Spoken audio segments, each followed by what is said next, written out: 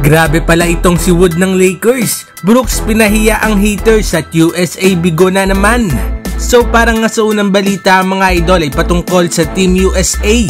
Marami nga nag-e-expect na makakarating sa FIBA World Cup Finals itong ang Team USA. Pero bigo nga sila matapos talunin ng Germany sa semifinals.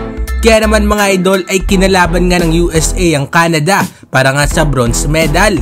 Most of the game ay kontrolado ng Canada ang game not until the fourth quarter. Dahil dito nga ay nabuhay ang Team USA at sa dulo ay gumawa pa nga ng 4 big points si Bridges para mag-force ng overtime. Pero sa huli ay Canada pa rin ang nanaig at nabigo nga ang Team USA na manalo ng medalya sa FIBA World Cup since 2014.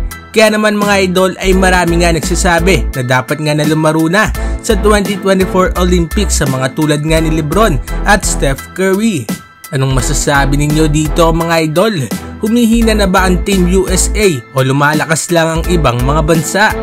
At para naman sa sunod na balita ay patungkol kay The Villain Dillon Brooks. Marami nga mang hate dito kay Brooks dahil nga sa way ng paglalaro nito sa court. Si Brooks nga mga idol ang tipo ng player na ayaw mong maging kalaban pero gugustuhin mong maging kakampi. Para nga sa akin mga idol ay isa nga si Brooks sa mga solid defenders ngayon sa NBA. At kahit nga na maraming haters itong si Brooks ay pinahiya niya nga lang ang mga ito. Sa bronze matchup nga kasi ng Canada kontra sa USA ay siya nga nagdala sa Canada ng inaasam na medalya. Gumawa lang naman itong si Brooks ng game high 39 points, shooting 7 of 8 sa 3. At itong si Dillon Brooks nga rin mga idol ang tinanghal na best defensive player sa FIBA World Cup. Ano masasabi ninyo dito mga idol? Agree ba kayo na mahusay talaga itong si Brooks? At para naman sa huling balita ay patungkol sa Los Angeles Lakers. Isa nga sa mga great additions ng Lakers ngayong off-season ay ang pag-sign nga kay Christian Wood sa 2-year minimum deal.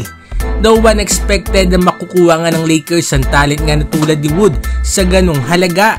At no doubt nga mga idol na lumakas at lumalim itong ang roster nila. After nyan ay meron ngang naging reaksyon ng kanyang teammate na si Austin Reeves.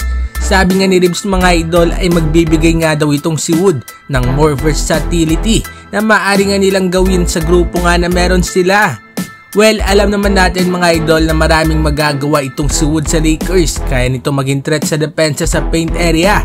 Kayang mag-tres at parang Anthony Davis nga rin kung gumalaw.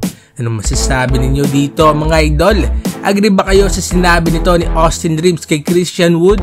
Magkomento sa baba at ating babasahin yan. Huwag kakalimutan na mag-like, mag-subscribe para sa iba pang balitang NBA. Maraming salamat po.